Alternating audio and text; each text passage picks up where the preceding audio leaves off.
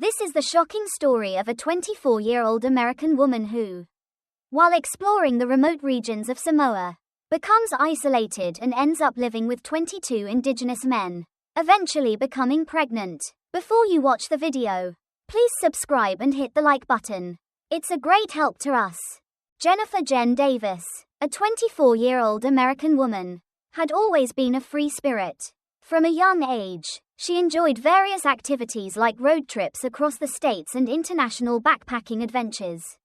After graduating college, she seemed to settle into an ordinary office job, but a corner of her heart still yearned for the passion of setting off for somewhere new.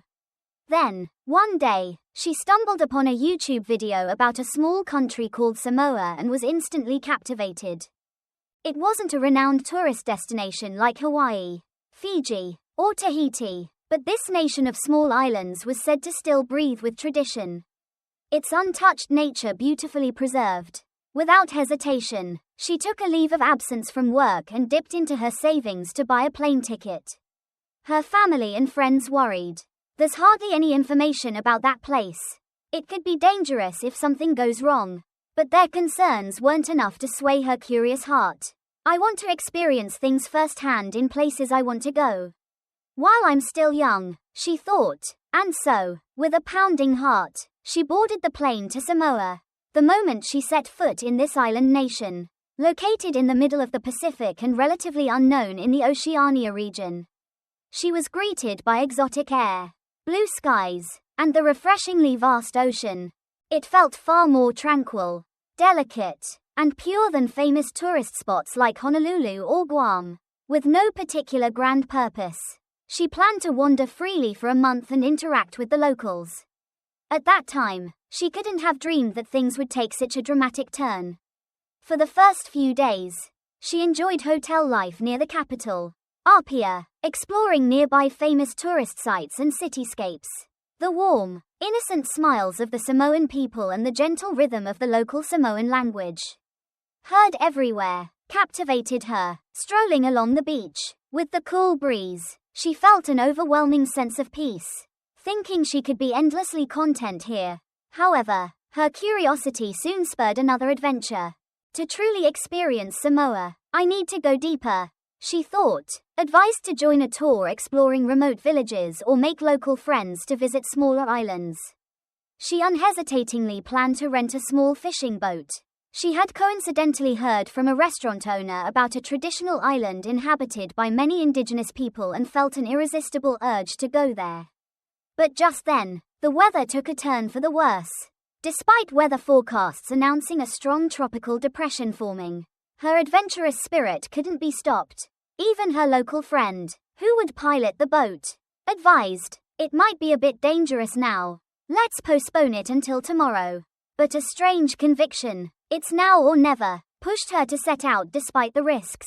About an hour after their small fishing boat set off, cutting through the cobalt blue sea, thunder suddenly roared, and a torrential downpour engulfed them.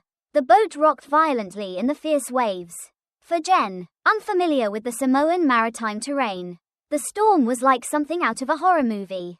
Unfortunately, the boat struck a large reef, and the impact caused it to lose power, leading to a shipwreck. The fishing boat, on the verge of sinking, was eventually pushed towards the shore of a remote island nearby. Her local friend also desperately swam towards land, and they lost contact in the ensuing chaos.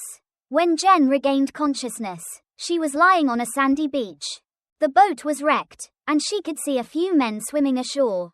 But the situation was utter chaos. The island she had landed on was an extremely remote place called Toappa. Largely unknown even to the inhabitants of Samoa's main island, it was known that even residents of nearby islands rarely visited, and it was rumored to be home to a traditional indigenous village with minimal contact with external civilization. The moment Jen regained consciousness and opened her eyes, she was surrounded by about 20 able-bodied young men, some elderly individuals, and a few women, who seemed to be watching over her protectively. Fear initially gripped her, but as they approached with concerned eyes, she surprisingly felt a sense of relief rather than alarm. "People live here," she thought, relieved. She tried to compose herself. A few of the locals asked in broken English, "Are you okay? Are you hurt?" This village was smaller than she expected, and modern civilization seemed to have barely reached it. In the center of the village, a few traditional houses, fails, were clustered together, surrounded by lush tropical forest bordering the beach.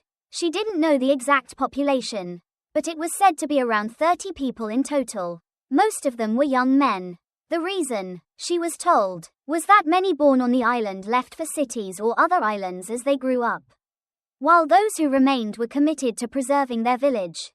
Her guide became a young man named Olifa, who could mix some English with Samoan. He quickly led her, shivering in the rain, to a small hut, telling her to warm up and take shelter from the rain. "Thank you" was all she could manage. At that moment, glancing around, she saw that there were well over 20 young men in the village.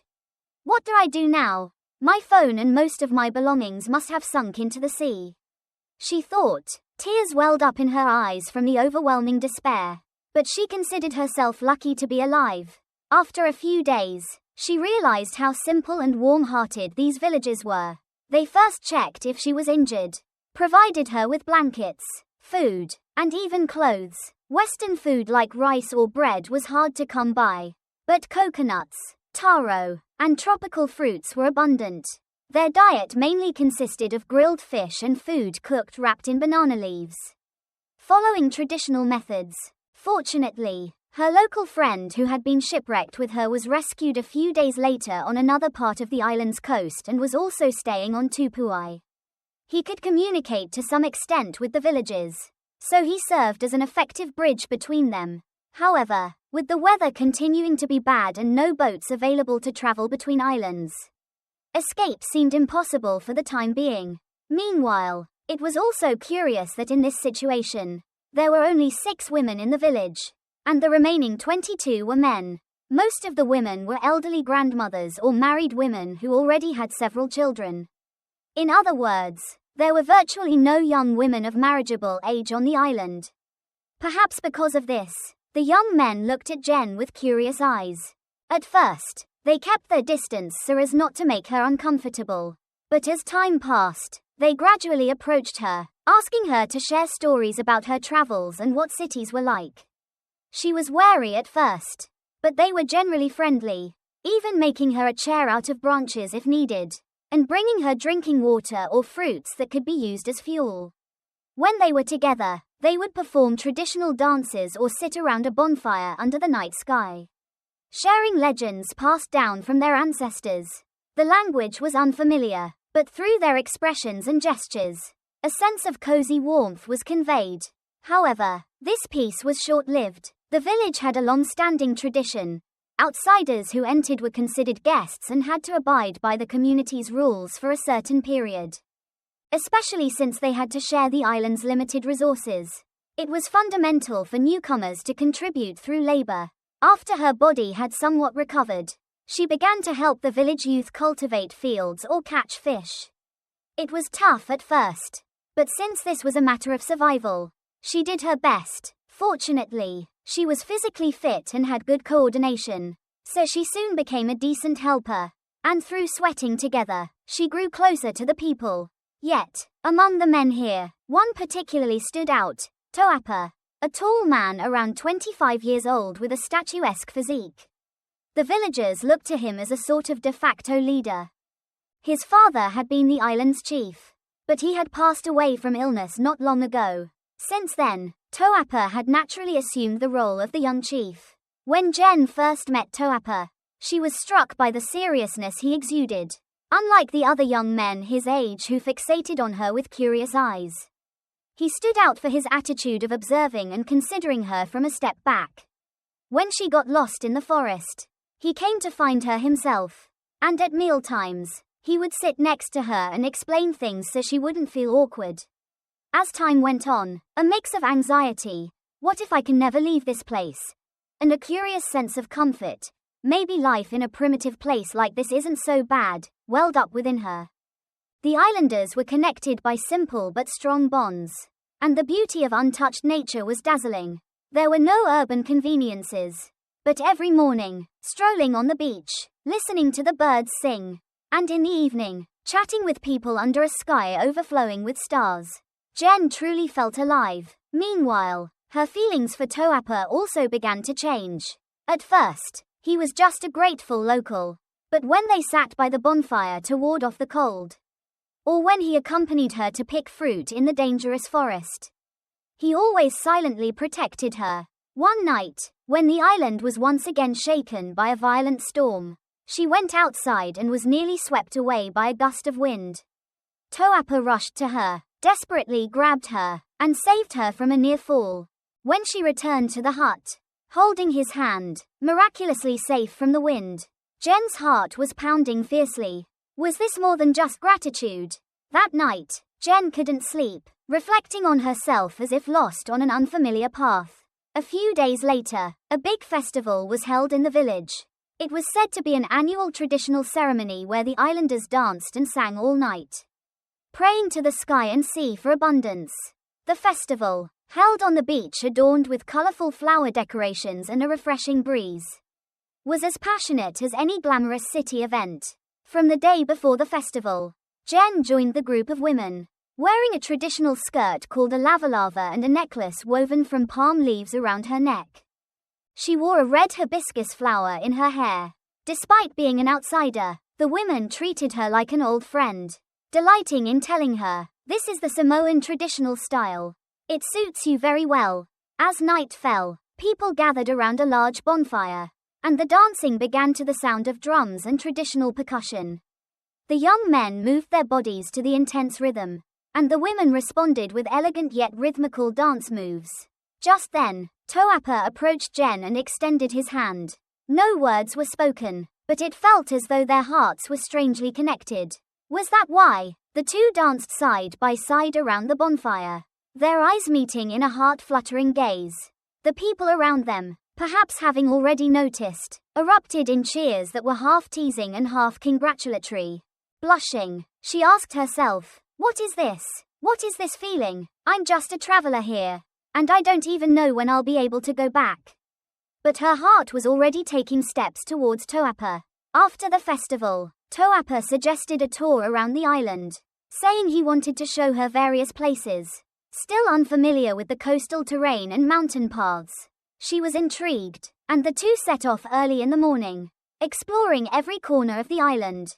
They climbed coastal cliffs to gaze at the majestic sea and reached a waterfall deep in the forest, where they dipped their feet in the cool water together.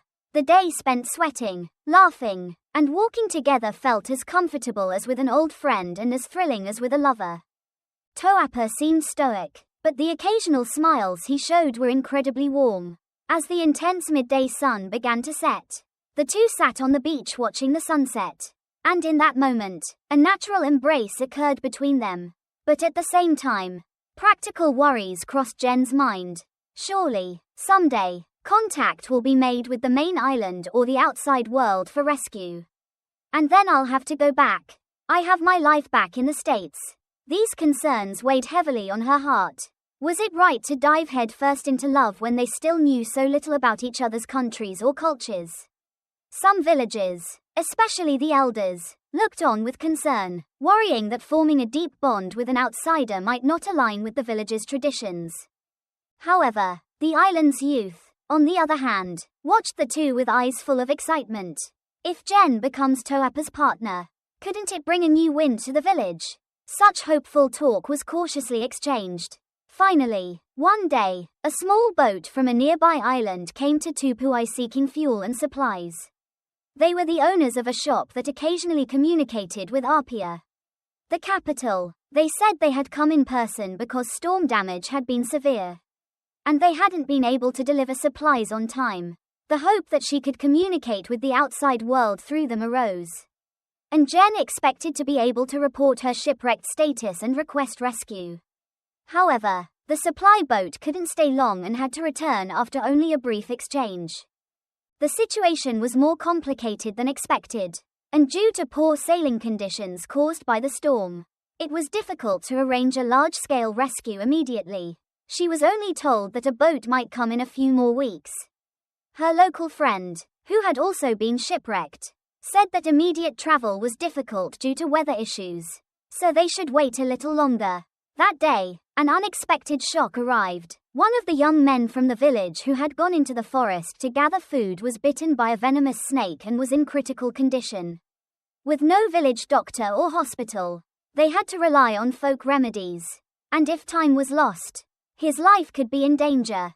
Jen, you know about fever reducers or painkillers we use, don't you? City medicine would be helpful, the villagers pleaded.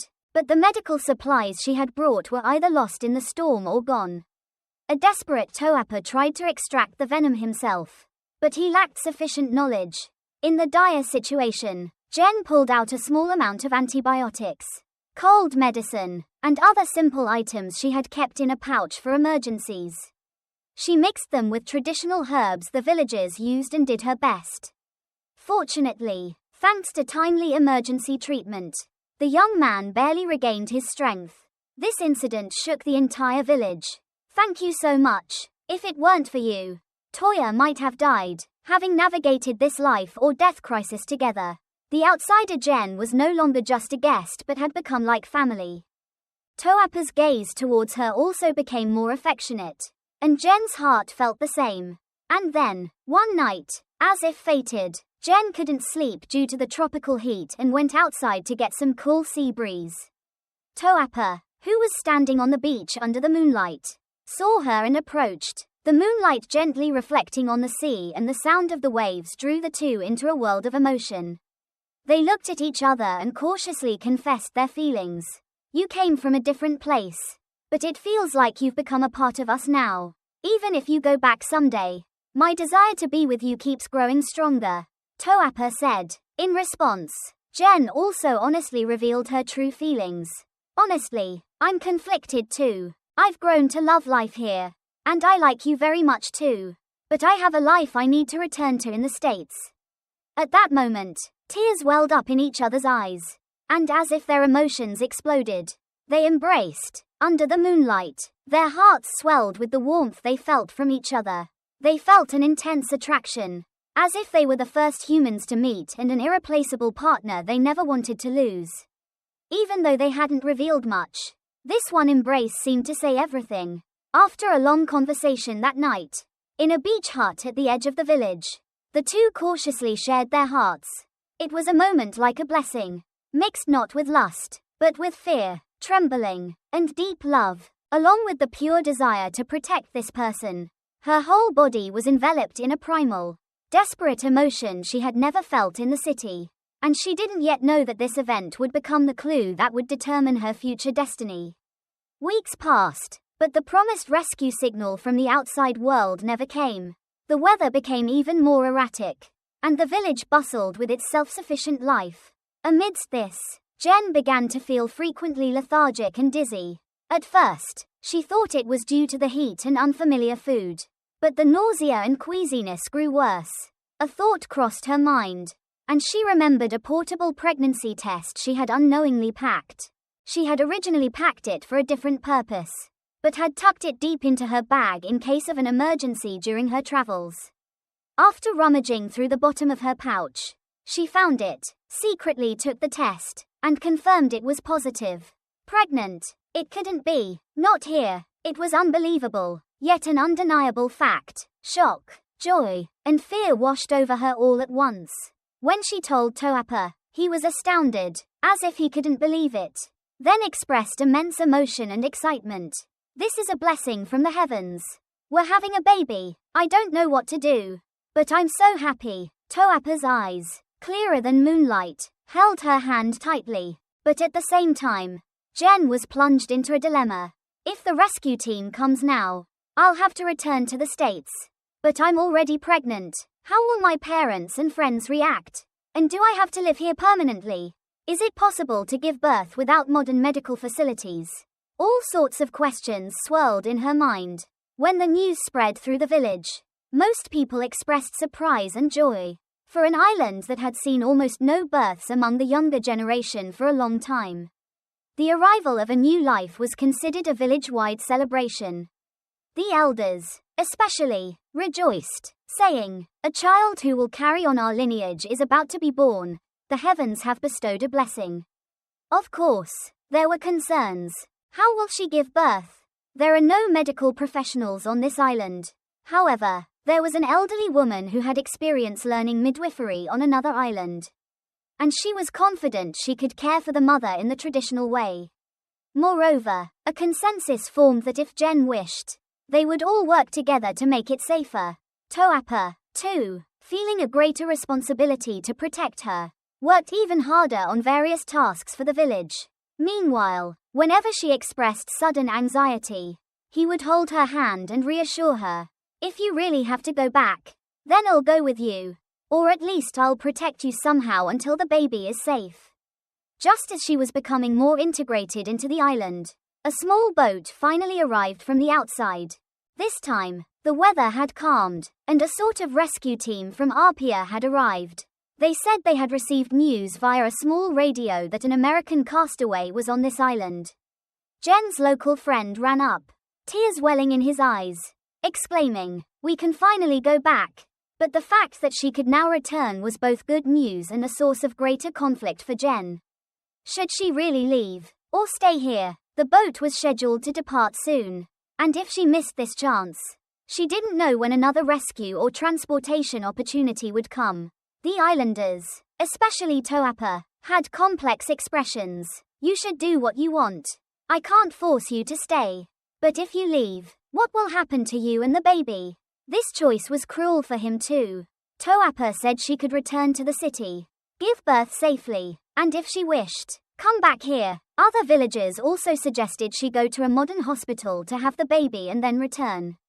The time for decision approached. She stood on the beach, her steps heavy, looking at the small boat, replaying all her memories, but a voice louder than her thoughts came from her burning heart. What kind of life do I truly want? And what do I want to pass on to my child? I've already found new connections, a new family here, and they've given me everything. Finally, just before the boat was about to depart, she put down her bag. I'm staying here. At those words, tears welled up in Toappa's eyes, and the rescue team and her local friend were utterly astonished. But her voice didn't tremble. If I go back to the States, I'll miss my parents and friends. But at the same time, I feel I need to be with my child's father right now. I'll live wisely so I don't regret this decision. The rescue team was bewildered but ultimately respected her wishes and departed. They did promise to send a boat again to check in when the situation stabilized. With that, Jen went to the village common area where everyone was gathered and declared, "I've decided to live here with all of you." The villagers cheered, and many adults and young people danced in joy, blessing Toappa and her. From that day on, Jen became more actively involved in living as a true member of the village. She worked with the young men to cultivate fields, gathered shellfish on the beach, and learned how to efficiently use the resources around the island. She also learned from the grandmothers how to make traditional clothing and how to prepare various necessities for childbirth. One by one, around mid-pregnancy, her body grew heavier, but strangely, she felt a sense of stability, perhaps due to the light work, fresh air, and nutritious natural food. Her condition didn't worsen significantly. Toappa cared for her day and night, and the entire village was considerate, not letting her carry heavy loads. One day, while walking along a forest path together, Toappa suddenly spoke to her. "We're already living like a married couple, but I want to have a ceremony. Let's get married formally according to the village tradition." She was surprised but also deeply moved. "Then, will you marry me?" Toappa shyly offered her a small seashell instead of a ring. That seashell had been passed down from his father and was traditionally a symbol of a precious vow on this island. Overcome with emotion, she replied with a bright smile, "Of course, I also want to live happily with you and our child by my side." Then, Toappa placed the seashell in her hand and gently embraced her. Witnessing this, people from all over the village cheered in blessing for the two. The wedding took place on the beach. According to village tradition, the incredibly clear blue sea served as the backdrop, and the bride and groom, dressed in flower-adorned lavalavas, exchanged vows. Instead of candles or a wedding cake, a celebratory feast was held with palm leaves and flower paths strewn on the ground, and tropical fruits and roasted pork prepared by the villagers. Intense drum beats, dancing, and singing continued throughout the night, and the once desolate remote island seemed to glow brightly with a light of blessing. From that day on, Jen, decorating a traditional village house with Toappa, became a Samoan wife. Even if her language skills weren't perfect, everyone understood each other through gestures and laughter, and the wise care from the grandmothers was especially cherished. In late pregnancy, she occasionally felt her belly tighten. If she were in America, she would have gone to the hospital for various tests. But here, the grandmother's herbal tea and the care from the village women were a great source of strength. Of course, she knew that such a birthing method could be risky in this day and age. So she wasn't entirely without anxiety. Nevertheless, a firm belief from those around her that she could give birth safely here, and a strange confidence growing within her as she felt the baby's movements daily, took root. Finally, one night, when she was full term, labor pains suddenly began. The villagers immediately sprang into action. They heated water, cleaned the place where the baby would be received, and the grandmother, taking the lead, busily prepared with other women. Toappa, though pacing nervously, wiped her sweat and held her hand tightly. The labor was long and painful. Without familiar epidurals or hospital facilities, she trembled all over, just waiting for the baby to come. The grandmother repeatedly instructed, "Breathe slowly, now push," and the women around her encouraged her with words like, "It's okay, you can do it." Then, after several hours, the baby's cry finally echoed through the night sky. Jen, utterly exhausted, wept with relief. Our baby, Toappa, as if witnessing a miracle, received the baby and, tears streaming down his face, repeatedly said to her, "Thank you, you worked so hard." The entire island was swept up in a festive mood. The villagers kept fires burning all night, celebrating the baby's birth with dancing and singing. Jen, exhausted, fell asleep immediately, but in the meantime, someone had given the baby both a traditional name and a Western-style name. Aru, meaning sky, and for an English name, Sky was suggested. She and Toappa gladly accepted this proposal, and from that day on, the baby became the new hope of Tupuai Island. After the baby was born, Jen's life changed completely. She would wake up to the baby's cries and spend her nights breastfeeding and putting the baby to sleep.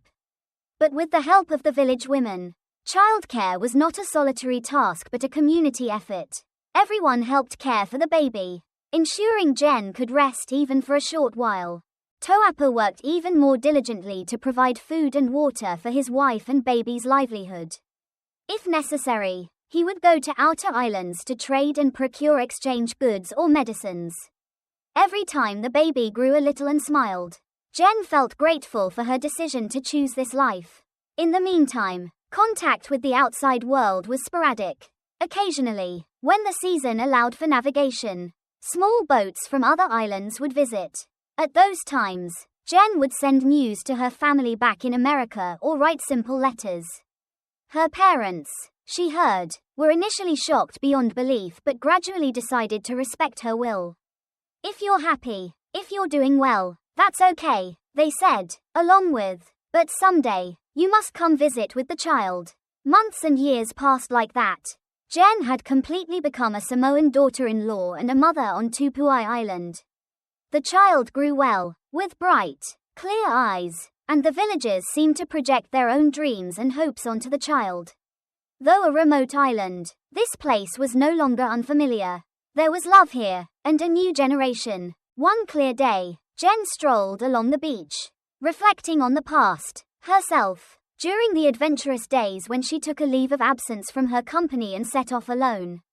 The fear she felt when she was swept away by a storm and drifted to a remote island.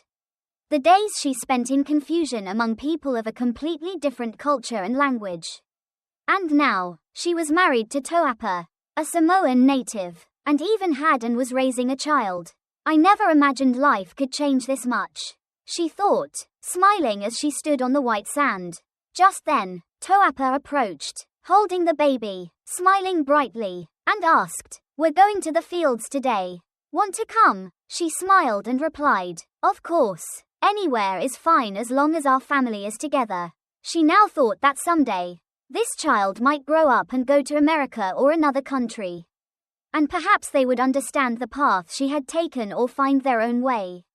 But what was clear was that this moment was incredibly precious. Family and love, found in a strange land, transcending borders and cultures. Life is always unpredictable, but it's often in that very uncertainty that humans discover the most profound happiness. And if the experiences she had here could be conveyed to others, inspiring them with the courage to take an unpredictable adventure at least once in their lives, that alone would be deeply meaningful. On Toappa Island, 22 strong young men still lived, and most of them had since started families. People still warmly accepted the American woman they called Jen as a neighbor. When navigation was possible, she would occasionally go to other islands, experience civilization, exchange letters, and procure necessary medicines, and upon returning to the island, she would raise her child with her husband Toappa and sometimes teach the village children simple English and share stories about America. The world is truly vast, and you can go anywhere, she'd say. That message, from an outsider, was no longer received as such but as a message from family. And so, life on Toappa Island continued. There were hard days and unexpected disasters, but the solidarity of family and villagers was always the key to overcoming them. Isolation was no longer despair but another way to protect themselves, and it became a great pillar supporting each other. Perhaps this story is about a young woman discovering her true life through a rugged adventure and love. And at the same time, it's a story of how, somewhere in the world, different civilizations mix to create new families, nurturing warm hearts and hope. Years passed, and Jen and Toappa built a strong foundation for their family based on mutual trust and love. The remote island of Toappa still retained its rugged natural beauty, but life grew warmer amidst the winds of change created by the villagers and Jen's family.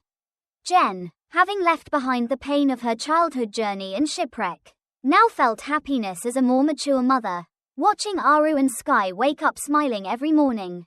The two children grew up experiencing the island's nature and traditional culture firsthand, learning folk songs, dances, and every word of the Samoan language through the wisdom of the village elders. The children's bursts of laughter and the vitality that spread throughout the village became a spark of hope not only for their family but also for the other islanders. Toappa, beyond just being Jen's husband, took on the role of a father to the children and a responsible adult, caring for them with even greater dedication. His daily routine of waking up early, tending to vegetables in the fields, and fishing to provide abundant food for his family and neighbors set an example for the villagers. The young men of the village looked up to him, learning the precious values of life. The symbolic seashell passed down from his ancestors now signified not just a promise but the eternal bond of family and community. Meanwhile, Jen forged deep ties that extended beyond her family to the entire island. At the annual traditional festivals, her warm stories from America and modern news intertwined with the village's traditions, creating a new cultural fusion. Jen shared American folk tales and songs with the village children while simultaneously learning Samoan traditional stories passed down from the elders, practicing the harmony of two cultures.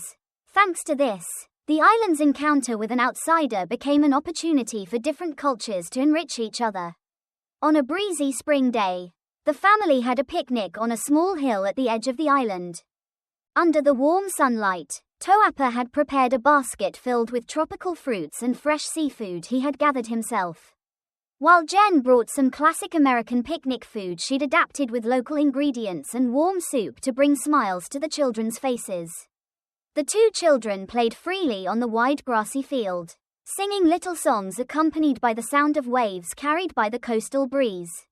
That afternoon, the family gathered with the entire village on the quiet hill for a grand feast. This feast was not merely a place for food and games but a time to share respect and love for one another. The sight of traditional attire mixed with modern accessories seemed to symbolize the harmony of past and present, east and west. Jen wished to cherish this moment forever. Like a photograph, the laughter, tears, and underlying gratitude captured in each photo reminded her that her life on this land was not just about survival but true happiness. As time passed and the children grew, starting to dream their own dreams, Jen and Toappa decided to help them learn the island's traditions while also aspiring to diverse possibilities beyond it. Through collaboration with the village community, a small school and library were established, and programs teaching Samoan and English, and introducing some basic elements of her American culture, were set up. These changes brought new challenges and opportunities for the villagers, and Jen's family made significant contributions to the community's development. On days when Toappa went out to sea with the children for fishing, he would end the day singing celebratory songs with Jen and the villagers, deeply engraving the meaning of the life he had built. The fields and sea, cultivated for the children's future, were the fruit of Toappa's sincerity and love, and that fruit enriched the entire village. As time went on, the remote island village slowly began to adapt to the wave of modernization. The changes initiated by Jen and Toappa's family, setting an example, spread to neighboring villages, and people gradually embraced new knowledge and technology through interaction with the outside world. Regular meetings and educational programs were held at the village hall, and each family's story instilled hope and courage in others. One day, a small development project supported by a national agency arrived on the island, aimed at improving the residents' quality of life. This project brought several improvements, including roads, communication, and medical facilities. Jen's family, of course, benefited from this, and it signified a new and joyful change for the family and the community. Thanks to modern medical facilities, the risks associated with pregnancy and childbirth were significantly reduced, and an environment where young children could grow up healthy was established. New portable computers and tablets greatly aided the children's studies at school, and even the village elders could access diverse news from the outside world through them. Jen felt that she was able to directly realize the dreams and hopes she had wanted to pass on to her child, and she felt a deep sense of pride watching each family member grow. Toappa continued to work hard in the fields and bring fish from the sea, silently fulfilling his role as the head of the family, while Jen spent her time cultivating her own cooking and garden for the health and happiness of the whole family. Amidst all the changes, the most prominent was the love within the family. Jen and Toappa, based on deep trust and understanding, respected each other's opinions and designed their future together. The children, observing their parents' example, naturally learned responsibility and community spirit. And the villagers too, witnessing families striving together for happiness, felt their own lives becoming richer. The passage of time continued relentlessly, but the path Jen's family had walked remained a shining story of hope amidst any hardship. One late afternoon, in the yard where the whole family was gathered, Jen held hands with her children and danced a traditional dance. Toappa stood by, smiling, watching this scene where his family and all the villagers blended as one. They deeply felt that they had given each other complete trust and had become a true family, an inseparable community. Jen recalled herself, once isolated alone on a remote island, and realized that the trials of that time had ultimately created the warm family she had now. Her life, which began with a choice that seemed like chance, had transformed into a beautiful story woven with love, devotion, and the strength of community. The sight of her children growing up and dreaming of their own futures was not just about individual achievement but a promise of a bright tomorrow that the village and family would create together. The village gradually maintained its unique traditions and identity even amidst interaction with the outside world. The changes Jen's family achieved went beyond the happiness of one household, resonating deeply and inspiring the entire local community. Around the dinner table, where multiple generations gathered, warm conversations encouraging each other's lives and sharing dreams for the future never ceased. Meanwhile, the children learned to respect the diversity of the world through their school lessons and the old stories told by the village elders. From a young age, they were learning about their roots and, at the same time, the new world they should dream of. Jen and Toappa lived with the determination to fully pass on the new culture created by their family and neighbors on this small island to the next generation. In a scene bathed in the evening glow, the family gathered, held hands, and shared their hopes for the future. They realized that through the shared journey, They had gained an indomitable strength to live together through any adversity. And that strength became the driving force that would lead the villages, the family, and the entire small society towards a bright tomorrow. Finally, Jen looked up at the night sky and whispered quietly, "All the moments we've shared have made us who we are today. And we will continue to light up the world with this love and faith." Her voice held not the pain and trials of the past, but gratitude and joy for the present moment, and bright anticipation for the future to come. Toappa placed his hand on Jen's shoulder and replied, "Our small family has created a great miracle. This island and all of us are one family now." At those words, warm smiles spread across the faces of the family and all the villages. And the place was filled with infinite trust and love for one another. And so, the small family centered around Jen and Toappa would continue to protect each other steadfastly, writing a legend of love that might not exist anywhere else in the world. Their story, like a light that never dims with time, would remain forever in the history of this island and in the hearts of its people. Thus, Jen and Toappa's family overcame many difficulties, drawing a new future amidst deep love and trust for each other and the warm solidarity of the community. Whenever past hardships tried to hold them back, they instead cultivated even stronger beliefs and love for their family, which became a precious legacy to be passed on to the next generation. The love that began on this small island was, even at this moment, spreading a warmth like sunshine throughout the entire village. In the future, their footsteps, woven into the stories of the villages, will offer courage and hope to all who are navigating difficult times. In this way, Jen, Toappa, and the family born of their love, under the future's sunshine, held each other's hands even more firmly, advancing towards tomorrow with unwavering faith and warm hearts.